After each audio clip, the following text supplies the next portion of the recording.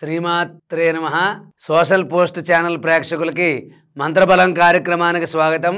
ఓం శ్రీమాత్రే నమః. శుక్లాం వరదరం విష్ణుం శశివర్ణం చతుర్భుజం ప్రసన్నవదనం ధ్యాయేత్ సర్వ విఘ్నోపశాంతయే. శారదా శారదాంబోజ వదనా వదనాంబుజే సర్వదా సర్వదాస్మాకం సన్నిధిం క్రియాతు. శ్రీమాత్రే నమః. శ్రీ మహాసరస్వత్యే నమః. సోషల్ పోస్ట్ ఛానల్ ప్రేక్షకులకి మంత్రబలం కార్యక్రమానికి స్వాగతం.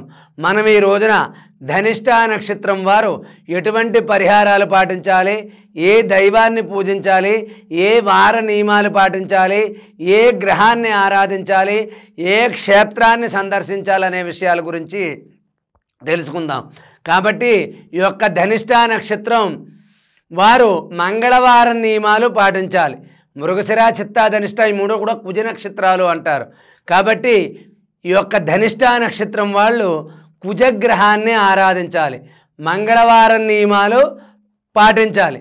ప్రతి మంగళవారం కూడా సుబ్రహ్మణ్యేశ్వర స్వామి దేవాలయానికి వెళ్ళి అక్కడ సుబ్రహ్మణ్యేశ్వర స్వామికి ఎర్రని పువ్వులు సమర్పించి దానిమ్మ పళ్ళు నైవేద్యంగా సమర్పించి అదేవిధంగా పాలతో సుబ్రహ్మణ్యేశ్వర స్వామి వారిని అభిషేకించడం వల్ల ధనిష్ఠా నక్షత్రం వాళ్ళకి మంచి జరుగుతుంది.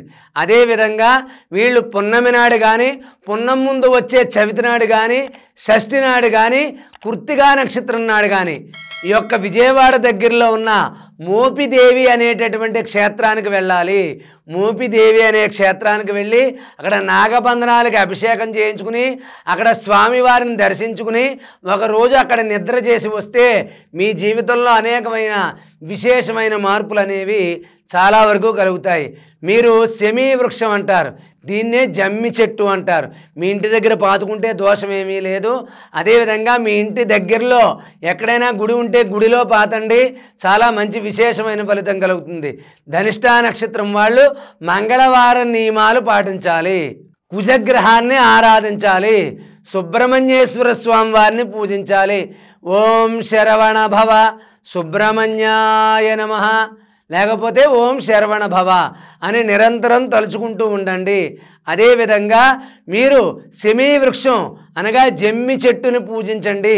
జమ్మి చెట్టుకి నీళ్లు పోసి పెంచి పోషిస్తూ ఉండండి. ఇదే ఏదైనా దేవాలయం దగ్గర పట్టుకెళ్ళి జమ్మి చెట్టు పట్టుకెళ్ళి పాతండి. నర్సరీల్లో చాలా చోట్ల జమ్మి చెట్లు దొరుకుతాయి కూడా. ఆ ధనిష్ఠా నక్షత్రం వాళ్ళు జమ్మి చెట్టు తీసుకెళ్ళి ఏదో ఒక దేవాలయం ప్రాంగణంలో పాతి మీరు అవకాశం ఉన్నప్పుడల్లా నీళ్లు పోయండి. అయితే మిగిలినప్పుడు ఎవరో ఒకళ్ళు పెంచి పోషిస్తూ ఉంటారు. దీనివల్ల మీకు విశేషమైన ఫలితాలు కలుగుతాయి. అదేవిధంగా మీరు మంగళవారం నాడు ఎవరికైనా బ్రాహ్మణుడికి కందిపప్పు దానం చేయండి. గోమాతకి కందులు ఆహారంగా సమర్పించండి.